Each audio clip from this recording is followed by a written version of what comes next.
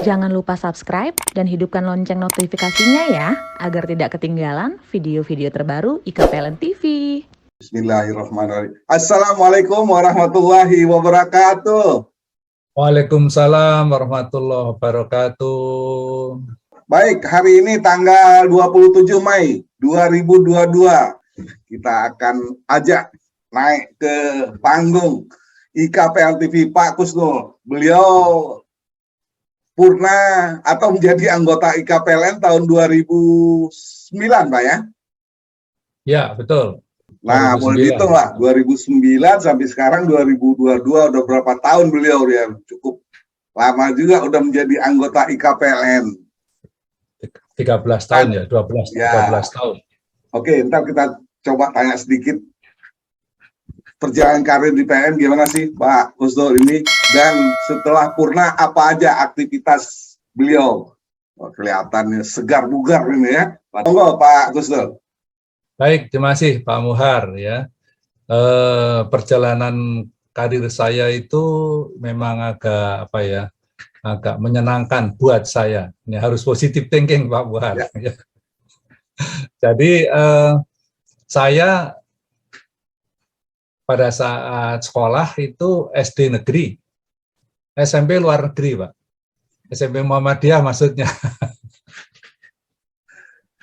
SMA juga luar negeri, SMA Islam Pak. Baru masuk ke ITS gitu Pak ceritanya. Nah di ITS zaman itu sekolahnya agak lama Pak Muhar gitu ya memang. Tapi saya dapat beasiswa dari PLN Pak Muhar. Ya jadi dapat beasiswa dari PLN bersama rekan-rekan yang lain, mungkin Pak Muhar paham, yang satu angkatan saya itu Pak Prianto, sektor dulu ya, Pak Didier Nuwanto, itu Pak Mahin, itu semuanya adalah beasiswa PLN. Beasiswa lumayan zaman dulu Pak, seperti kita diakui seperti sarjana muda. Jadi untuk ukuran anak kos sudah jadi kaya dapat beasiswa. Nah begitu masuk PLN, saya ditempatkan di Jawa Timur, ya waktu itu wilayah 12, dari wilayah 12 dipecah jadi Kitlur dan B3B, ya, maksud saya, ya, jadi saya masuk ke Kitlur dan distribusi maksud saya. Lalu pada saat dipecah lagi tahun, insya Allah tahun 82, 8 berapa itu ya, Kitlur dipecah dua, P3B dan PJB. Ya, nah saya masuk ke PJB tahun 95. Jadi PJB awalnya saya tahun 95 jadi manajer pemasaran. Berikutnya setelah itu perkembangan PJB pesat gitu ya. Saya adalah termasuk direktur yang awal di anak perusahaan PJB, yaitu PJB Services ya, dulu sebagai direktur di sana. Dan saya sebagai karyawan tugas karya PLN Pusat. Ya.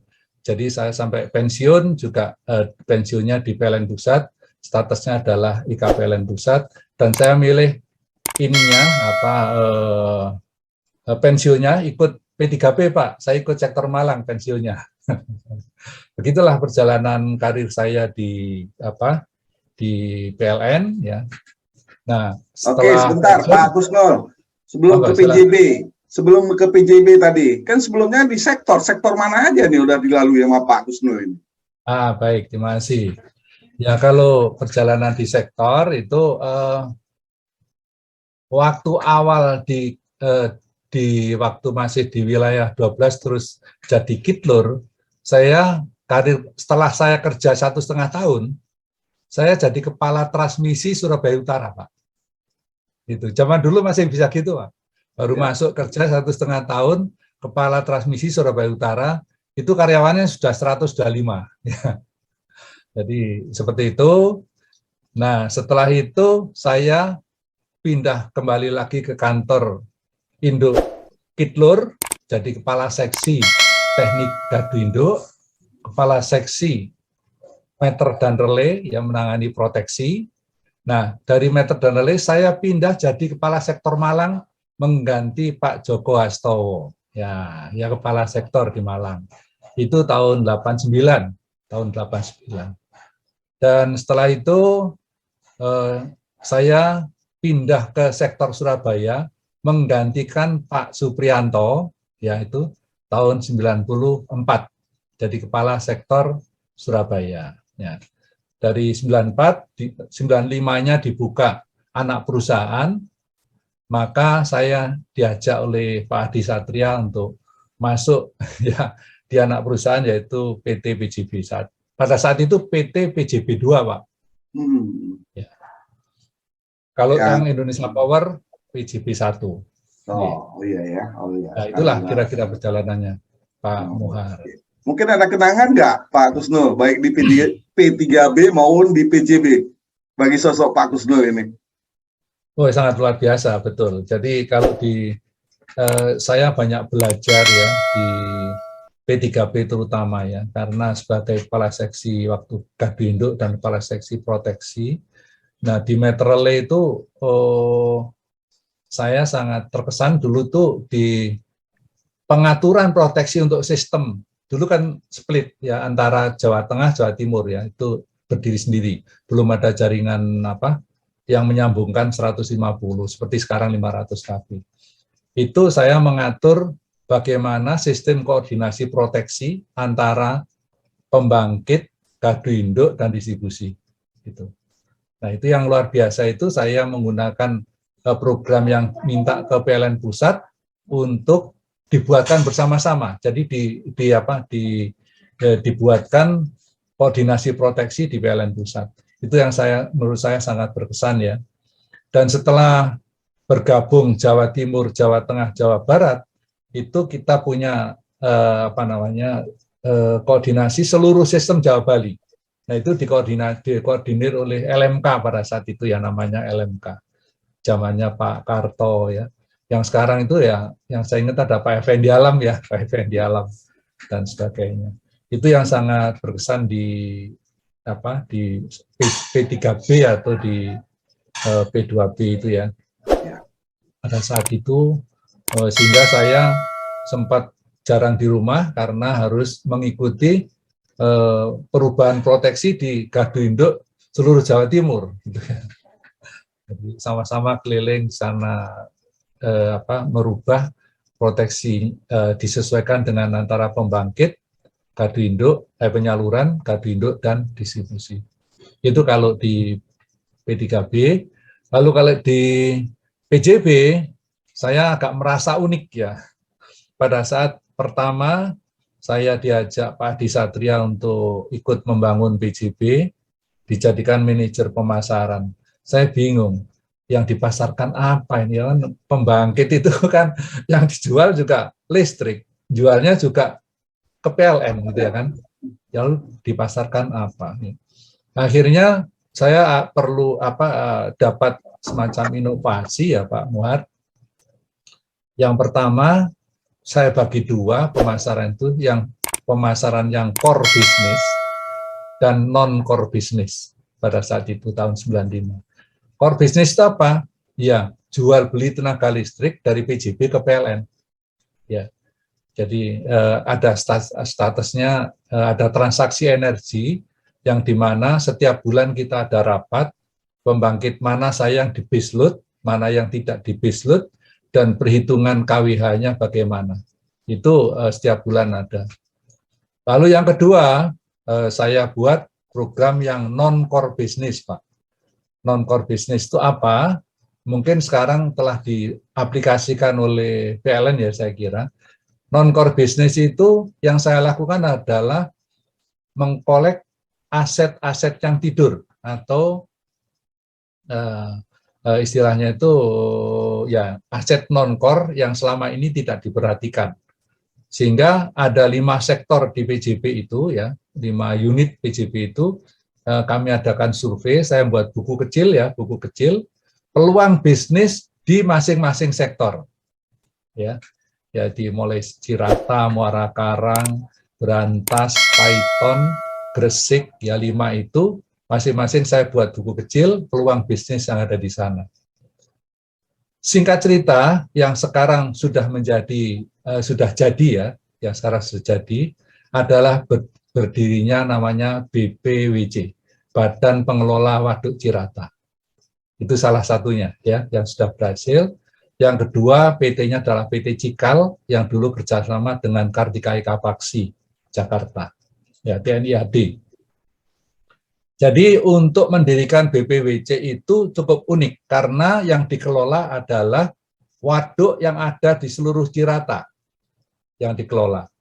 Sedangkan waduk itu kan punya kita, tetapi di bawah pengendalian pemerintah daerah. Nah, pada saat itulah saya berusaha untuk memasukkan bahwa pengelolaan waduk itu di kita, yaitu dengan mendirikan badan pengelola itu.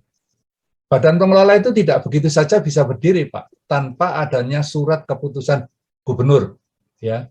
Sehingga pada saat itu kira-kira memakan waktu sekitar 2 tahun, kami harus ke Gubernur Jawa Barat, ya, di Bandung, ya. Nah, setelah itu kita hearing dengan DPR provinsi, ya, Jawa Barat, dan akhirnya diputuskanlah keputusan Gubernur nomor 16 tahun, saya lupa tahunnya ya, nomornya nomor 16, yang menyatakan bahwa badan yang mengelola Waduk Cirata adalah Badan Pengelola Waduk Cirata. Gitu. Jadi kenapa saya menamakan badan itu ya, nama itu ngarang-ngarang aja Pak, waktu itu ya, ngarang-ngarang aja. Jadi yang ngelola Cirata ya Badan Pengelola, gitu. Jadi namanya Badan Pengelola Waduk Cirata, yang sekarang adalah menjadi salah satu part atau bagian dari BJB. Itu yang menurut saya sangat berkesan, yang tidak semua orang tahu. Kenapa ada Badan Pengelola Waduk Cirata? Yang pertama adalah untuk mengendalikan populitas dari jaring apung, Pak. Ya, jadi di sana itu ngotori waduk itu jaring apung. Yang pada saat itu dari survei dari Bank Dunia atau apa, yang dibolehkan hanya 12.000 jaring, Pak, harusnya. Tapi yang ada waktu itu 47.000, Pak, jaring apung. Jadi itu yang dikendalikan, sehingga kemarin turun jadi 30, tapi sekarang katanya naik lagi. Gitu. Itu tujuannya. Yang kedua, selain mengendalikan jaring apung adalah untuk bisnis, ya. Ya, tujuannya tadinya masing-masing jaring itu akan membayar kontribusi kepada BPWC untuk pengelolaan waduk. Itu tujuannya. Itu yang berkesan di BJB sebagai manajer pemasaran di BJB, bukan di BJBS. Ya, baik. Jadi ya, saya itu ingat, Pak Muhar. Ingat Cirata juga baru kemarin. Jadi teman-teman yang masuk di PL Muara Karang, Pak, ngadain silaturahim atau halal bihalal di situ, Pak. Dasar sekali. BPWC ya. Ya. Di Basecamp atas itu ya, Basecamp atas ya, istilahnya. Betul. Iya, Pak. Ya. Baik. Terus itu gimana nih ceritanya? Pak Gusno, kenal sama Pak Adi Satria gimana ini? Nah, kalau Pak Adi itu yang pertama sesama alumni ITS, Pak, beliau. Ya, saya juga dari ITS Elektro, beliau jadi juga alumni ITS Elektro, itu yang pertama. Yang kedua, pada saat beliau menjadi ketua IKITS, saya sekretarisnya, Pak. Jadi itu yang dengan Pak Adi Satria, jika kami ya sangat dekat dengan beliau untuk urusan-urusan baik itu keluarga maupun urusan-urusan yang berkaitan dengan kedinasan. Gitu. Itu Pak Muhar. Iya. Saya ingat alumni ITS banyak nih di PLN ini. Ada Pak Samsul Huda. Ya. Ada Pak Wiluyo. Ya. Ada Ketua IKPLN Daerah Jatim. Pak Yanto. Ada alumni ITS juga, Pak ya? Ya. Oke. Yang Pak YPK yang dulu ya. Ya. Setelah purna, setelah menjadi anggota IKPLN, apa sih aktivitas Pak Gusno ini? Di dalam kehidupan kita, kalau istilah saya, pensiun itu hanya di institusi, Pak. Ya, kehidupan itu tidak ada pensiun, kecuali akhir dari kehidupan. Makanya aktivitas harus tetap ada. Jadi saya aktivitas setelah pensiun, setelah purna, diantaranya adalah saya menjadi asesor bidang pembangkitan, Pak, ya pembangkitan. yaitu mengasesmen teman-teman kita yang ada di pembangkit tenaga listrik, baik itu swasta maupun di PLN, ya, itu yang pertama. Lalu yang kedua, kalau secara personal, saya membuat usaha yang dikelola kemarin oleh kami, ya, keluarga kami, yaitu ini unik, ini aneh ini, sama teman PLN itu diketawai, karena saya membuat rumah refleksi, Pak. Rumah refleksi. Oh, kamu itu orang listrik kok malah buat refleksi gitu kan. Ya, jadi nggak apa-apa. Itu artinya saya membantu bagi warga sekitar yang tadinya susah untuk mencari emak-emak yang ibu-ibu capek itu, emak-emak kan susah cari kan. Sekarang bisa lari ke tempat saya, yaitu di Jalan Kebun 42 Malang, Pak. Itu yang aktivitas saya. Itu yang kedua. Lalu yang ketiga yang paling penting, Pak. Ya. Saya setelah pensiun itu ngurus IKPLN PJB, Pak. Sama-sama Pak Harjono. Pak Harjono sebagai ketua IKPLN, saya sebagai wakil IKPLN PJB. Itu yang saya ikut kelola bersama-sama. Dan pada saat jadi wakil ketuanya Pak Harjono, itu kami berembuk berdua. Kita mendengar ada satu kegiatan ya di Surabaya itu ya seperti senam waktu itu ya, dibilang seperti senam, tapi menyembuhkan penyakit gitu kan. Terus kita tugasi seseorang ya, yaitu Pak Wito ya, untuk ngecek, dan Pak Wito katanya sudah ikut. Nah, setelah didalami ternyata benar bahwa kegiatan olah gerak itu menyembuhkan penyakit. Nah, diketahuilah namanya Ling Tien Kung, Pak. Itu tahun 2015, jadi 3 tahun setelah saya pensiun ya kira-kira ya. Itu bukan ya, 2015 berarti sudah 6 tahun ya, 6 tahun pensiun. Nah, setelah kita survei ternyata benar, maka kita akan bawa Ling Tien Kung yang di waktu itu di Citraland itu ke kantor, Pak, ke kantor. Terus mengantisipasi itu, maka kita cari pelatih yang senior, benar ya, untuk melatih di kita di GOR PJB, Pak, pertamanya. Oke, jadi setelah latihan di PJB, kita tahu bahwa Ling Tien Kung memang bisa menyembuhkan, Pak, gitu. Nah, ini ya kita semakin tertarik, khususnya pengurus dan anggota IKPLN PJB, berlatih secara efektif di GOR PJB yang di belakang itu, gitu, yang di sampingnya PJB itu.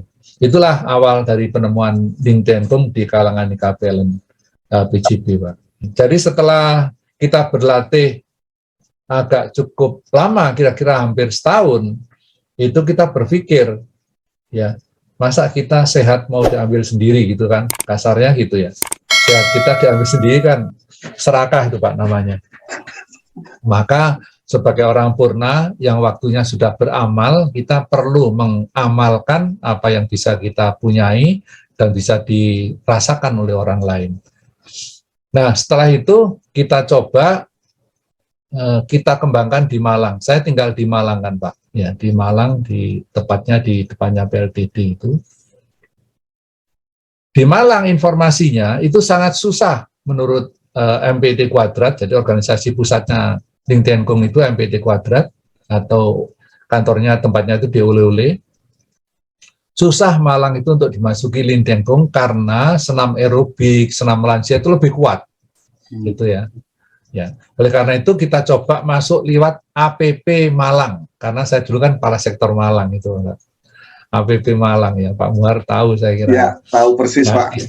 Ya, jadi di APP Malang itu kita kumpulkan para purna-purna itu, kumpul sekitar 20 sampai 30 orang lah, yang rutin berlatih di belakang di tempat badminton itu, Pak. Ya. Jadi di gedung badminton. Nah, setelah itu ada upaya dari teman kita yang namanya Pak Rahmat Effendi, itu dulu dari proyek, untuk mengembangkan di grup pengajian di Kota Malang. Akhirnya di grup pengajian itulah kita mengembangkan di luar IKPLN. ya di luar IKPLN. Dan dari 50 orang yang ikut itu Lingtian Kung di Kota Malang, itu yang terus berlatih itu yang dari banyak itu sekira 10 orang, ya, 5 sampai 10 orang itu. Dan sekarang bisa berkembang di Malang yang insya Allah anggotanya sudah di sekitar 4.000 orang. Itu kalau yang di Malang perkembangannya. Baik, saya lanjutkan perkembangan untuk di KPLN PJB, Pak ya. Nah, selain di Malang, kita akan mengembangkan di Cirata. Gitu. Jadi kita rame-rame datang ke PLTA Cirata. Tempatnya adalah di tempatnya Pak Muhar kemarin Ya. di BPWC itu. Ya. Kita kumpulkanlah di sana warga dan teman-teman di KPLN yang ada di di Cirata. Nah, setelah latihan yang luar biasa juga Pak Maman ya, itu setelah latihan beberapa kali beliau mengembangkan di lain tempat ya, di Bandung. Akhirnya berkembang pesatlah Lingtian Kung ini di Kota Bandung yang sekarang sudah juga ribuan anggotanya yang dipimpin oleh Pak Medi dan Pak Maman. Dan bahkan teman kita ada membentuk baru, jadi ada Bandung 1 Pak Medi, Pak Maman, Bandung 2 itu adalah grupnya Pak Anton yang di luar KPLN. Beliau adalah salah satu pensiunan pejabat di pemerintah provinsi dulu. Nah, itu yang Bandung. Setelah Bandung jadi atau Cirata jadi, kita ingin masuk ke IKPLN Pusat.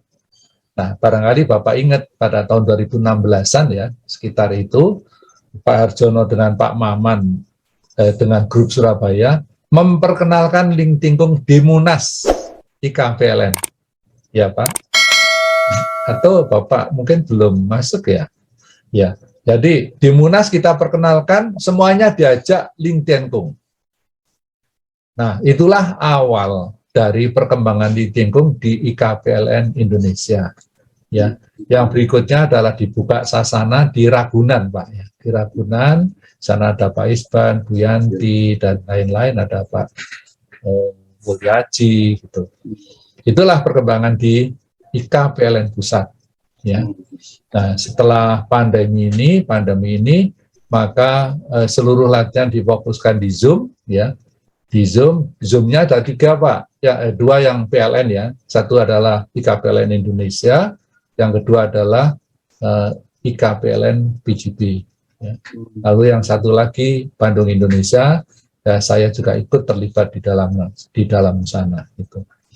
Itulah yang perkembangannya sampai dengan IKPLN Indonesia. Gitu. Lingtian Kung itu didirikan oleh pendirinya yaitu Fu Longshui ya, Fu Longshui atau nama Indonesianya adalah Awik Wijaya. Nah, Awik Wijaya ini dilahirkan di Singaraja, Pak, di Bali. Beliau dilahirkan di Singaraja. Awalnya beliau ini mengalami sesuatu ya yang yang luar biasa karena saudaranya itu ada dokter, ada apa, itu banyak meninggal pada usia belum terlalu tua. Itu juga beliau ada masalah juga ya, ada cedera lutut pada saat dia sebagai atletik gitu ya. Nah, dari pengalaman itu dia meneliti apa sih sebenarnya bisa menyembuhkan penyakit ini kalau misalnya tanpa medis gitu ya, tanpa dengan medis. Akhirnya ditelitilah olah gerak, karena beliau ini juga orang Tai Chi gitu ya. Diteliti, ternyata ditemukanlah olah gerak yang seperti kita lakukan sekarang, yaitu Lingtian Kung ya. Lingtian Kung itu dengan ada 5 tahapan Pak di Lingtian Kung dasar itu ya. Yang pertama adalah pemanasan atau warming up, itu mulai dari lipat pinggang sama jongkok kocok, itu namanya pemanasan. Tahap keduanya adalah memperbaiki aki di dalam tubuh kita atau cas aki di dalam tubuh kita, yaitu empet-empet anus, ya, jinjit-jinjit, buka jendela langit dan gerak legong. Itu adalah ngecas aki. Ya. Bisa saya jelaskan apa yang dimaksud cas aki. Di dalam tubuh kita, oleh Bapak Awi Wijaya guru kita ini, yang kita panggil Lause, itu semacam di dalam tubuh itu ada satu energi yang perlu dicas, Pak. Ya seperti aki kalau di dalam mobil. Nah, ngecasnya bagaimana? Ngecasnya adalah melalui anus dan pusar. Ya. Anus kita ini selama hidup ini tidak pernah diolahragakan, digerakkan. Ya. Padahal anus itu tetap tempat bidang kontak untuk cas aki dalam tubuh. Jadi dengan empet anus diarahkan ke pusar, itu akan otomatis akan ada energi atau charging ke dalam aki yang ada di dalam tubuh kita. Itulah yang dinamakan cas aki tubuh manusia. Dan kalau tanpa empet anus itu bukan dikatakan Ling Tian Kung, ya. Jadi inti Ling Tian Kung adalah empet anus, ya. Memang agak tabu kalau mendengar awalnya, ya, empet anus. Ya kalau orang Jawa Barat empet mungkin tidak tahu, ya nahan, ya.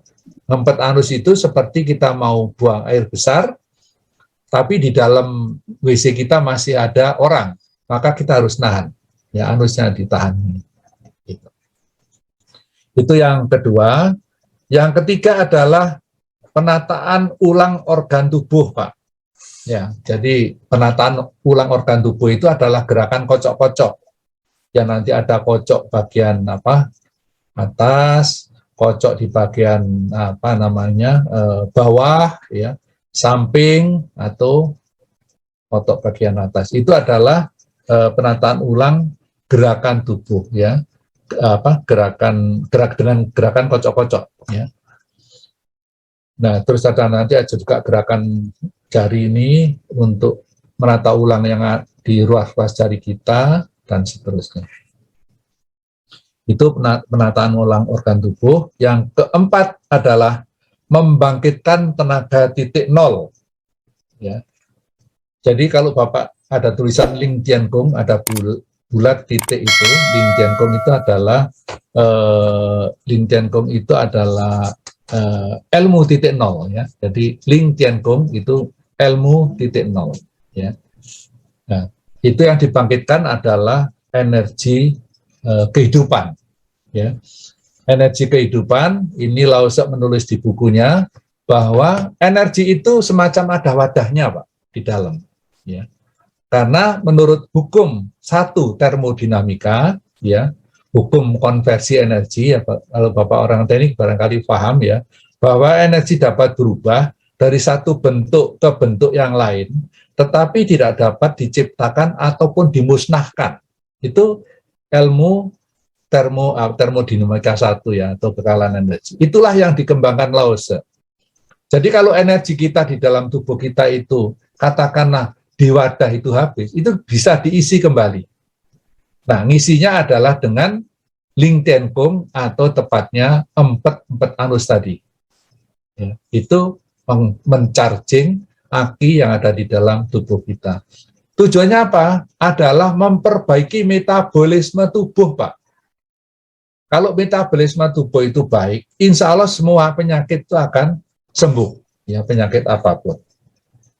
Itu ya. Nah, itu yang tadi yang menata ulang organ tubuh. Lalu yang keempat adalah membangkitkan tenaga titik nol. Itu tadi yang saya bilang, ya. Tenaga titik nol itu yang energi kita itu di mana sih tempatnya? Ya, menurut guru kita Lause, energi kita itu berada antara pusar dan kemaluan kita. Letaknya di mana? Sangat jauh dan yang dikatakan itu adalah abstrak, ya. Tapi ada abstrak, tapi ada. Nah, gerakan membangkitkan tenaga titik nol itu ada beberapa gerakan, diantaranya adalah jongkok 8 titik, ya, jongkok 8 titik itu turun, naik. Lalu kaki bango titik nol. Kaki bango itu adalah kita berdiri tegak seperti bango, berdiri dengan satu kaki, ya. Nah, itu bagaimana kalau orangnya nggak bisa, kalau latihannya di Ling Tian Kung, sementara boleh pegangan, tapi dilepas, untuk melatih otak kiri, otak kanan kita, kestabilan energi kita. Jadi Bapak-Bapak yang ikut Lintien Kung nantinya insya Allah ya, kalau terutama yang sudah usia pensiun itu ya, kalau pakai celana atau CD gitu ya, nggak akan goyang ya, itu seperti itu. Itu kaki bango. Lalu yang berikutnya adalah kaki bango 8 titik. Jadi naik jinjit, turun sampai jongkok, naik lagi sampai kiri. Itu kaki bango 8 titik. Lalu yang keempat dalam membangkitkan tenaga titik nol diantaranya adalah jalan bebek. Ya. Jalan bebek itu sangat berat, di Lintien Kung itu sangat berat. Ya. Makanya seluruh gerakan Lintien Kung itu Lao-Tzu bilang jangan dipaksakan, tetapi jangan juga dimanjakan, Pak. Gitu.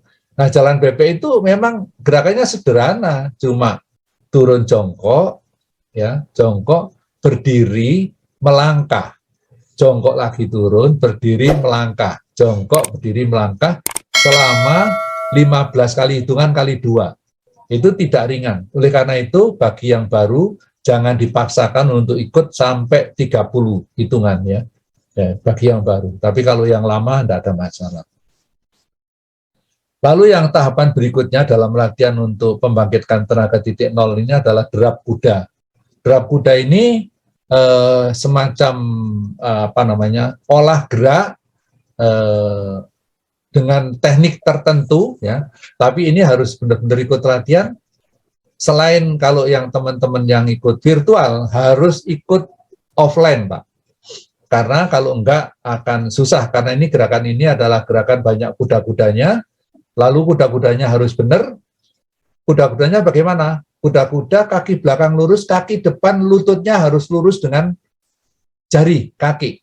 Itu cukup pendek, jadi ini agak berat. Ya.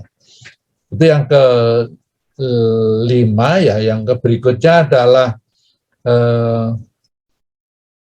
kocok seluruh kaki ya, kocok seluruh kaki itu di meratan organ tubuh. Ya, 5 gerakan itu saya kira. Lalu tahapan berikutnya adalah cooling down, Pak. Tahapan terakhir cooling down yang ada di Lintien Kung atau pengendapan emosi istilahnya. Jadi kalau di Lintien Kung bukan pengendapan biasa, tapi pengendapan emosi. Ya. Nah, itu gerakannya lambat, ya, lambat, pelan. Tetapi harus ngikuti lagu yang ada diciptakan Lao-Tzu itu. Ya.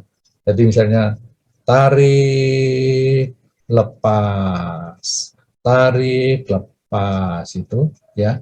Ada 5 gerakan di sana. Cooling down itu adalah jinjit lepas ya. Lalu jongkok bangun, lalu goyang pinggang, lalu gaya kodok atau kata, dan yang terakhir adalah gaya belalang. Itu ada 5 tahapan untuk cooling down tersebut ya. Ini yang sementara untuk teknik dasar, intinya adalah teknik dasar itu untuk penyembuhan penyakit, Pak. Lintien Kung tidak boleh dikatakan aerobik, tidak boleh dikatakan senam, tidak boleh dikatakan ya olahraga yang semacam itu, tapi Lintien Kung adalah olah gerak penyembuhan penyakit itu. Demikianlah Pak Muhar ya, dari teknik dasar yang saya sampaikan. Oke Pak, Bapak katakan tadi di daring Pak ya, baik di IKPLN Pusat maupun di IKPLN PJB. Ya. Terus selain anggota IKPLN atau emang harus pensiun dulu baru bisa ikut Lintien Kung ini? Usia gimana? Mengenai usia ya Pak ya. Jadi di Lintien Kung itu Pak, sebenarnya yang seharusnya itu adalah tidak dibatasi apapun. Jadi siapa yang boleh ikut Lintien Kung itu muda, setengah muda, tua, sakit maupun sembuh Pak. Jadi orang sakit boleh ikut Lintien Kung. Justru supaya sembuh itu ikut Lintien Kung, gitu ya. Gitu. Jadi tidak ada batasan usia. Anak-anak juga boleh ikut. Cuman memang ya biasanya kan Lintien Kung ini gerakannya lambat ya, artinya seolah-olah kok cuman begitu gitu ya. Sehingga anak-anak muda ini agak susah mengajak. Anak muda kan suka yang keras-keras kayak apa itu ya, aerobik pakai gitu kan. Tapi Lintingkung ini kok pelan gitu. Makanya harus hati-hati kalau ikut Lintingkung. Kadang-kadang terutama orang yang sudah rajin olahraga merasa bahwa oh kok cuman gini gitu ya. Tapi karena terlalu percaya diri, ujung-ujungnya baru latihan pingsan. Harus hati-hati. Jadi makanya jangan dipaksakan, tapi jangan dimanjakan. Itu ya di Lintingkung. Jadi segala umur Pak boleh ikut. Segala umur, segala kondisi. Ya, justru ini untuk penyembuhan. Sakit ikut gitu. Itu Pak Muhar. Bahkan sebagai testimoni Pak Muhar, ini ya. Untuk sakit ambeien dari testimoni banyak orang itu ya. Itu kalau belum parah ya tentunya ya. Insya Allah kalau latihan rutin dan empet-empet, setiap hari ngempetnya itu 1.500 hitungan Pak. Ngempet ini ya. Lalu dikuatkan, yaitu 1.500 per hari, itu insya Allah 3 bulan kelar Pak. Kalau ambeien. Gitu Pak. Ini testimoninya. Oke, monggo silakan Pak Muhammad. Iya. Berarti nggak cukup apa? Seperti cukup pakai kaos saja untuk ikut Lintingkung ini, Pak ya? Nggak. Pakaiannya? Baik, kalau pakaiannya di Lintingkung itu adalah pakai untuk pesertanya putih biru, ya, putih biru. Nah, kalau sudah pelatihan instruktur seperti saya ini ada tulisan instruktur, ya, ini oranye gitu ya, oranye. Gitu. Seperti itu, Pak. Kalau misalnya belum punya kaos, bebas silahkan, yang penting pakai baju ya, kaos terutama biar olahraga keringatan itu enggak masalah. Berarti saya udah siap ini ya, udah pakai kaos ya? Ya, ini bagus Pak, sudah. Ini bagus ini. Ya kalau di Lintingkung ini Tosca ya Pak. Tosca itu harus bisa Tai Chi Pak. Tai Chi dan Fung Ulung Fei. Nah itu ada nanti seragam Tosca. Tapi itu bukan kewajiban. Perlu saya jelaskan Pak Muhar bahwa di Lintingkung itu tidak ada tahapan seperti karate. Ya. Kalau karate kan ada sabuk putih, sabuk kuning, ada sabuk hijau, ada coklat, ada sabuk hitam ya. Saya itu dulu aktif di Kyokushinkai, Pak. Kyokushinkai Karate Do yang pusatnya itu di Kota Batu ya, Kota Batu. Nah, Lintingkung itu tidak seperti itu, Pak. Jadi kalau ada yang pakai oranye itu hanya ikut pelatihan sudah berhak untuk jadi instruktur gitu saja. Nah, terus yang lainnya, Tosca maupun yang lain, itu hanya seragam apa ya, hanya dibolehkan untuk pada saat latihan. Gitu loh. Latihan yang berkaitan dengan Tosca, katakanlah Tai Chi ataupun Ulung Fei. Kalau misalnya pakai hijau yang saya pakai, yang saya tunjukkan tadi ke Pak Muhar, hijau itu harus, bukan harus, untuk latihan kipas kembar. Gitu, untuk latihan kipas kembar. Kalau misalnya Bapak sudah oranye, kepingin latihan kipas kembar secara rutin, boleh beli kaos hijau, gitu aja. Seperti itu, Pak. Di IKPLN Pusat, saya ketua bidang teknik Lintingkung, Pak. Di IKPLN Indonesia. Gimana? Peserta sendiri sampai saat ini, khususnya untuk anggota IKPLN gimana, Pak? Pernah tercatat nggak? Nah, kalau anggotanya, sementara ini yang di IKPLN PJB boleh dikatakan relatif tercatat karena IKPLN PJB sudah menjadi koordinator khusus, Pak.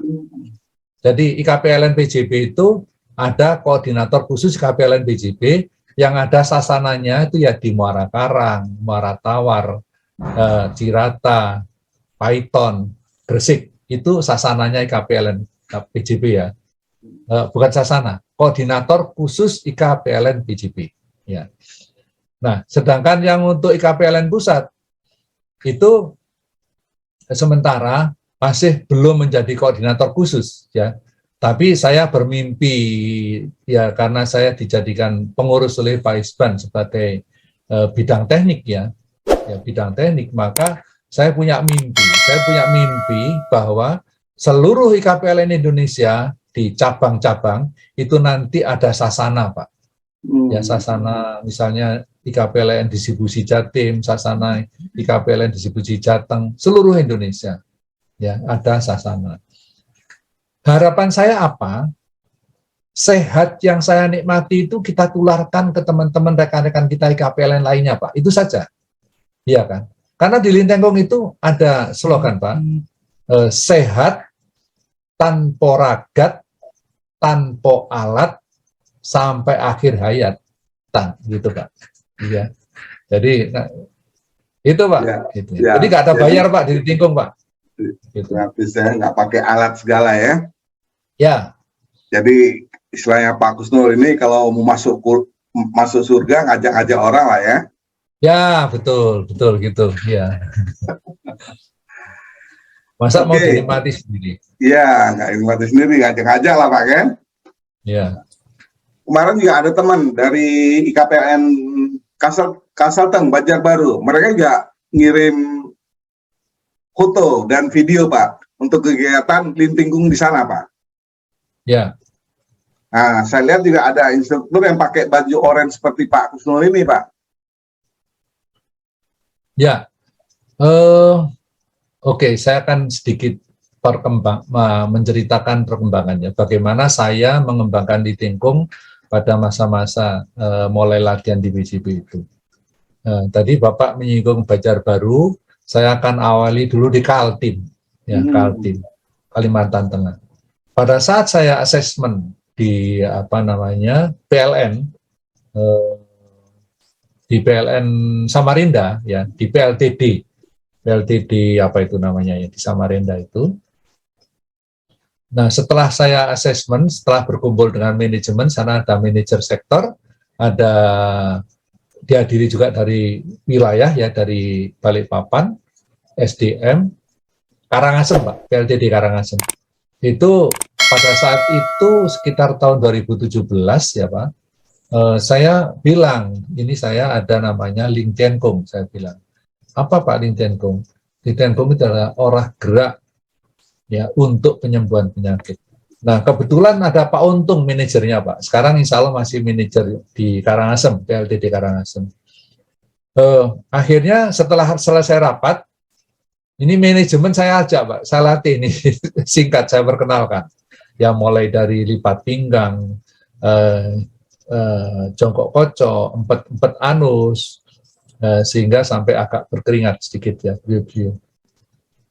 Nah, setelah saya perkenalkan itu, saya komunikasi intensif dengan Pak Untung ya sebagai manajer unit.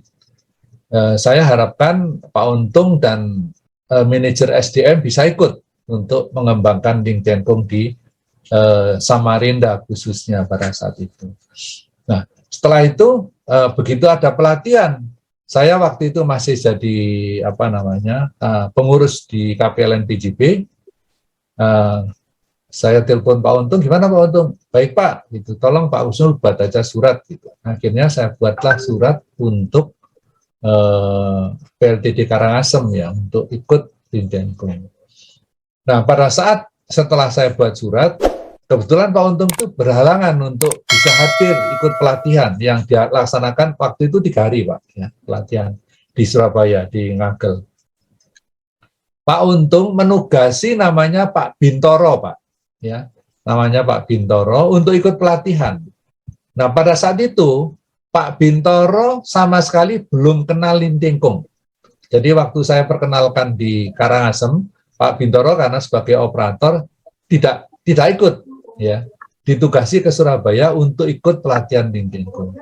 Akhirnya di Surabaya ya tanda tanya, apa sih Lintengkung itu kan? Gitu. Nah, pada saat itu kita ajak berlatih bersama-sama dengan orang BJB, baru paham tentang Lintengkung. Nah, setelah paham, dia ikut pelatihan dan telah dapat baju oranye seperti ini, dan mengembangkan di lingkungan sana Pak, di lingkungan Samarinda, dan sekarang itu anggotanya sudah ribuan Pak Bintoro. Ya, Pak Bintoro anggotanya ribuan, sekarang beliau adalah salah satu pengurus di Kaltim, dan yang di Kaltim ketuanya adalah Pak Prapto, ya, tapi bukan orang KPLN, nggak masalah, ya.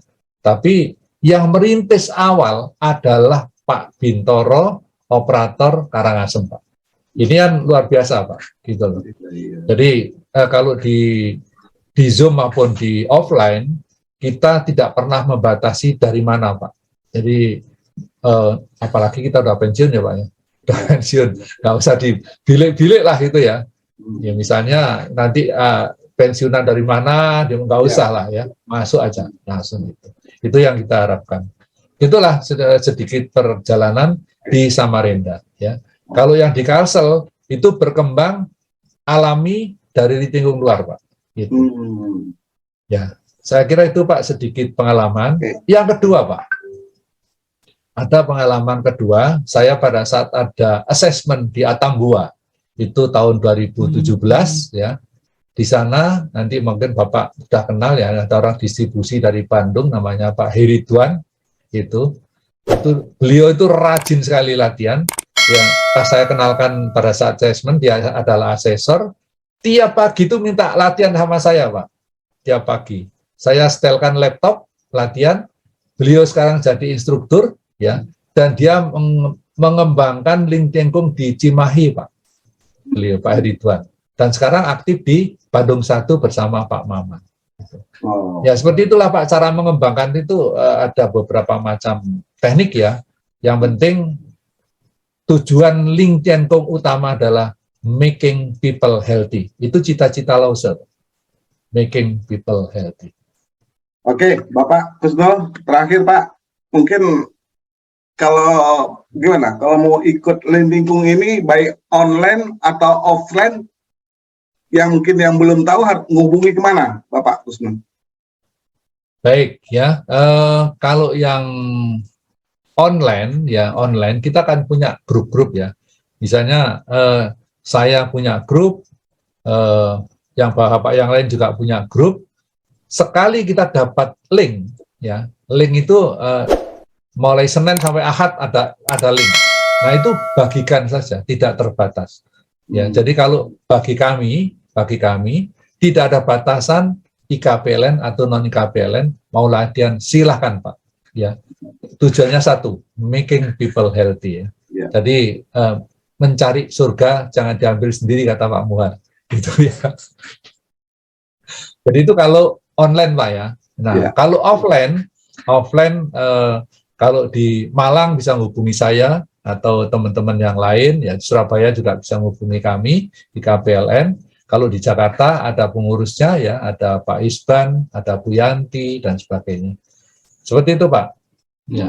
Kalau di Malang sudah buka semua Pak. Kalau ke Malang Bapak-bapak hari Selasa di alun-alun Kota Malang jam 6. Saya yang mimpin. Hari Sabtu di alun-alun Kota Malang jam 7. Kita rame-rame Pak ke Malang Pak. Oke, Pak Kusno, terakhir silakan Pak. Sehat itu mahal ya. Dan kita perlu hidup sehat kalau sekiranya kita ingin umur panjang. Umur itu Allah yang menentukan Pak, tapi sehat itu pilihan. Jadi saya anjurkan Bapak ikut Lingtengkung ini bukan karena kepentingan kita, karena di Lingtengkung itu adalah sehat tanpa ragat, tanpa alat sampai akhir hayat. Jadi tidak ada biaya. Siapapun yang masuk Lingtengkung tidak akan ditarik biaya apapun Pak. Kalau toh ada biaya itu untuk diri sendiri ya, misalnya beli baju untuk diri sendiri dan sebagainya. Ya. Banyak pengalaman yang saya sudah alami ya, baik saya sendiri maupun dari anggota saya selama saya ikut Lingtengkung mulai tahun 2015 sampai saat ini. Jadi saya nggak mau saya ambil sendiri kesehatan ini, monggo Bapak semuanya ikut Lingtengkung ya, karena sangat jelas manfaatnya yang dapat kita raih.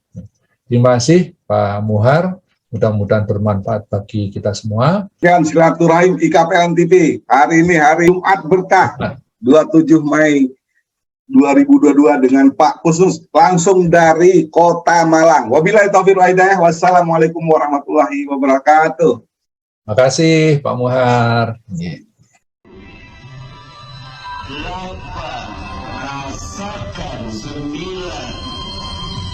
Belakang, ibunya terus, atur, hadap kiri, gerak, hadap kiri, gerak, ayo rentangkan tangan, yuk, terus, rentangkan tangan, kiri Pak, hadap kiri, yuk, ke sini Pak, hadap ke Monas, yang baru datang, hadap ke Monas, Pak, rentangkan tangan, oke, terima kasih.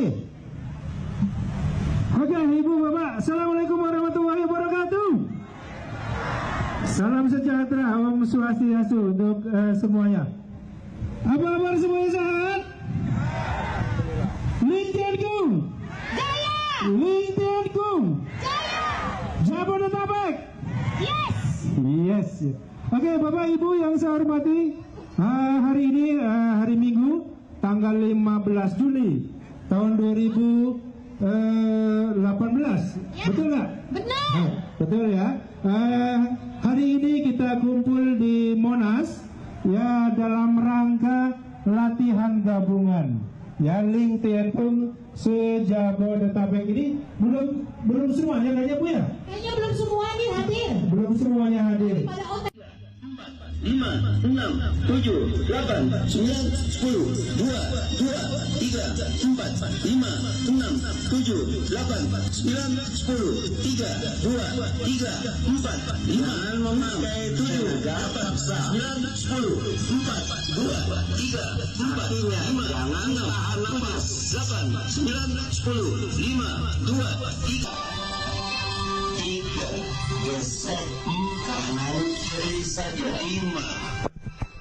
buka jendela langit. Mulai 1, 2, 3, 4, 5, dari kaki acungkan 8, 9, 10, 2, Indonesia timpahan 5, 6, 7, 8 tangan 9 kapal tekan liga dan 2, 3, 4, 5, 6, 7, 8, 9, 10, 4, 2, 3, 4, 5, tegang 7, 8, 9, 10, tegangan 5, akal 2, 3, setrum 4, 5, 6, 7, kaki 8, 9, stop, tap kepala. Mulai 1, 2, 3, 4, 5, perhatikan 7, di antara 9 tangan. Buka jendela langit. Mulai 1, 2, 3, 4, 5, 6, 7, 8, 9, 10, 2, 3, 4, 5, 6, 7, 8, 9, 10, 3, 2, 3, 4, 5, 6, 7, kaki tetap diacungkan sambil 2, 3, 4, 5, 6, 7, 8, 9, 10, 3, 2, 3, 4, 5, 6, 7, 8, 9, 10, habis 5, 2, terasa 4, 5, 6, 7, 8, kembang 9, 10, 5, panas di sana 9, stop, kemuka, jangan 7, 8, perhatikan dan 9, selalu ada yang panas susah. Paling nyaman tempel 9, 10 di sana lebih lanjut Anda 2 perlu terapi 4, 5 jari kaki 7 dan 8, 9 terus tetap kiri kanan jempol 6, 8, 7, 2, 3, 4, 5 tarik 7, 8, 2, 3, 5, 6, 7, stop. Gerakan kocok-kocok. Tangan di depan, kocok atas bawah. Mulai 1, 2, 3, 4, 5, 6, 7, 8, 9, 10, 2, 3, 4, 5, 6, 3, 4, 5, 6, 7, tiada. 9, stop. Bagian bawah. 5, 6, 7, 8, 9, stop. Kaki bangau. Mulai.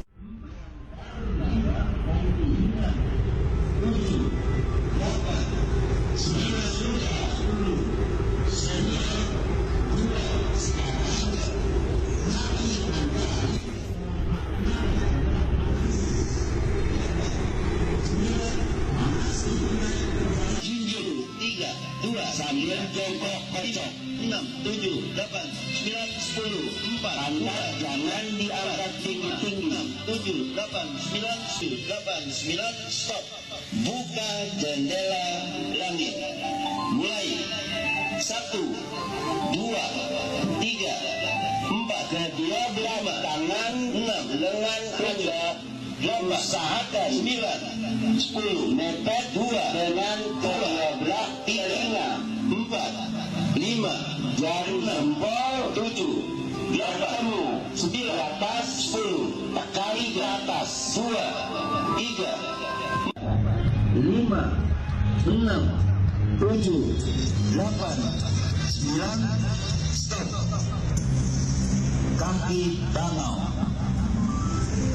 Mulai.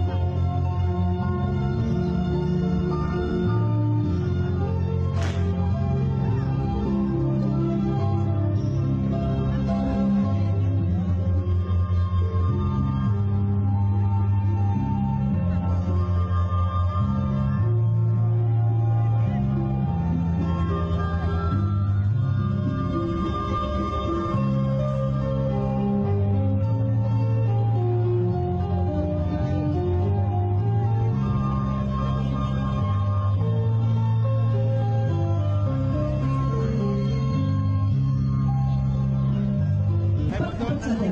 Tapi dari sana ada timbul tenaga belajar bisa jalan-jalan. Maka dari itu bapak-bapak ibu di sini yakin empat anus umrahkan sebanyak-banyaknya tiap hari dilatih. Posisi duduk begini juga bisa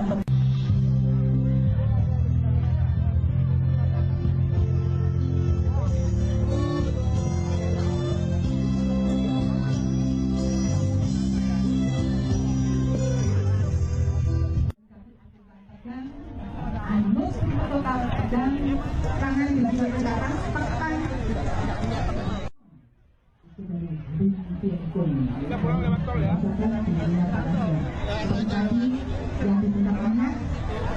yang kedua 5, 6, 7 kedua lengan Anda 10 tidak boleh 2 hanya 4 5 tekan 7 telapak tangan Anda 9 bagian 10 pangkalnya 3 2 sekali lagi hanya pangkal telapak tangan Anda 6 saya yang 8 tekan 9 stop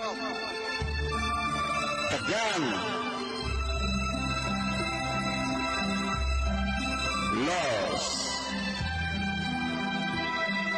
tegang jari tangan Anda yang tengah-tengah saja los digoyangkan gesek sub gesek 2 jangan diputar telapak tangan hanya gesek kanan kiri saja 7 8 rasakan 9 stop tegang telapak tangan. Jangan lupa subscribe dan hidupkan lonceng notifikasinya ya, agar tidak ketinggalan video-video terbaru IKPLN TV.